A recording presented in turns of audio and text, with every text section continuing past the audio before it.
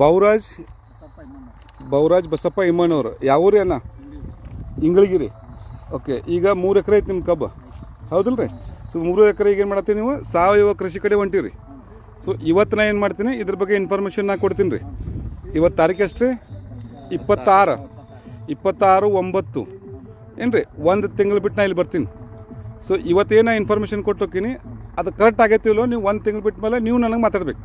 So ಇವತ್ತಷ್ಟೇ ನಾ ಮಾತಾಡ್ತೀನಿ ಸಾವಯವ ಕೃಷಿ ಬಗ್ಗೆ ಯಾಕೆ ಮಾಡಬೇಕು, ಇದೇನದ ನಿಮ್ಮ ಕೈಯಾಗ. ಸೊ ನಿಮ್ಮ ಕೈಯಾಗಿರೋದು ಒಂದು DNC 90 ರೀ. ಸೊ 90 ಥರದ ಪೋಷಕಾಂಶ ಇರ್ತಾವೆ. ಸೊ ಆ್ಯಕ್ಚುಲಿ ಹೇಳ್ಬೇಕಂತಂದ್ರೆ ಒಬ್ಬ ಎಜುಕೇಟೆಡ್ ರೈತ ಅರ್ಥ ಮಾಡ್ಕೋಬೇಕಂತಂದ್ರೆ ರೀ, 3 ಟ್ರ್ಯಾಕ್ಟರ್ ಹೆಂಡಿ ಗೊಬ್ಬರಕ್ಕೆ ಸಮ ಅಂತ ಹೇಳ್ತೀವಿ. ಅದು ಆಡು ಭಾಷೆ ಒಳಗೆ ಮೋರ್ ದೆನ್ 100 ಟೈಮ್ಸ್ ಹೆಚ್ಚಿನ ಫಲವತ್ತತೆ ಹೆಂಡಿ ಗೊಬ್ಬರಕ್ಕಿಂತ 100 ಪಟ್ಟು ಹೆಚ್ಚಿನ ಪವರ್ ಆ ಗೊಬ್ಬರದಾಗೈತಿ.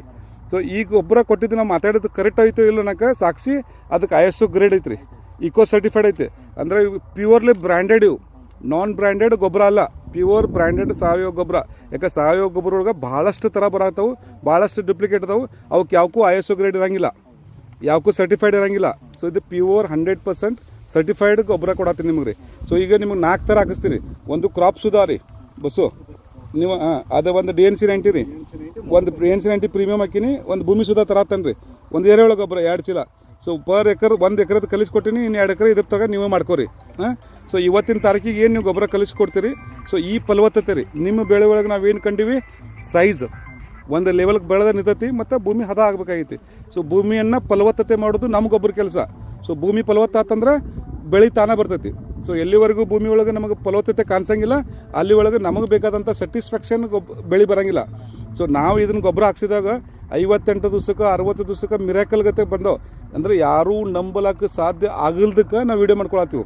ಯಾಕಂದ್ರೆ ನಾವೇ ಏನು ಹೇಳ್ತೀರಿ 2 ತಿಂಗಳದಾಗ ಹಂಗೆ ಬರತ್ತಿ, ಏನು ಹೇಳ್ತೀರಿ 6 ತಿಂಗಳದಾಗ ಹಿಂಗೆ ಲೈಟ್ ಕಂಬದ ಗತೆ ಬೆಳಿತೀವಿ ಅಂತಾರೆ. ಸೊ ಇದಕ್ಕೆ ನಾವು ಏನು ಮಾಡ್ತೀವಿ, ಸಾಕ್ಷಿಯಾಗಿ ವೀಡಿಯೋ ಮಾಡ್ತೀವಿ. ನಾವು ನಂಬಕ್ಕೆ ಆಗಾಗಿಲ್ಲ ಅಂತ ಕೃಷಿ ಅದು ಸಾವಯವ ಕೃಷಿ ಐತಿ. ಸಾವಯವ ಒಳಗೆ ತಾಕತ್ತು ಎಷ್ಟು ಅದ ಅಂತಂದ್ರೆ ನಮಗೆ ಗೊತ್ತದ. ಸಾವಯವ ಬೆಲ್ಲದ ರುಚಿ ಏನದ, ಸಾವಯವ ಬಾಳಿಕಾಯಿ ನೋಡ್ರಿ, ಅದ್ರ ಸೈಜೇ ಬೇರೆ. ಸೊ ಯಾವ ಮನುಷ್ಯ ಸಾವಯವ ಜೊತೆ ಕರೆಕ್ಟಾಗಿ ಮಾಡ್ತಾನೆ, ಅವನ ಹೊಲ ಭೂಮಿನೂ ಫಲವತ್ತತೆ ಇರ್ತದೆ ಮತ್ತು ಬೆಳೆನೂ ಅವನು ಬೇರೆನೇ ಇರ್ತದೆ. ಸೊ ಅದಕ್ಕೆ ಅದು ರೆಡಿ ಪೊಸಿಷನ್ ಇರ್ಲಿಲ್ದಕ್ಕೆ ಎಲ್ಲಿ ಗುದ್ದಾಡಪ್ಪ ಅಂತೇಳಿ ಬಿಟ್ಟಿದ್ರು. ಇವತ್ತು ಗೌರ್ಮೆಂಟನ್ನು ಇಷ್ಟೆಲ್ಲ ಸರ್ಟಿಫಿಕೇಟ್ ಕೊಟ್ಟು ಈ ಸಾವಯವ ಗೊಬ್ಬರನ ಮನೆ ತಲುಪಿಸಕತ್ತಾರೆ. ಸೊ ನಾವೆಲ್ಲರೂ ಸಾವಯವ ಕಡೆ ಹೋಗ್ರಿ. ಯಾಕಂತಂದ್ರೆ ನೀವು ವಿಷ ಬರೋದು ನನ್ನ ಮಕ್ಳಿಗೆ ಹಾಕೋದು ಬೇಡ, ನಾ ವಿಷ ಬೆಳೆದ ನಿಮ್ಮ ಮಕ್ಳಿಗೆ ಹಾಕೋದು ಬೇಡ.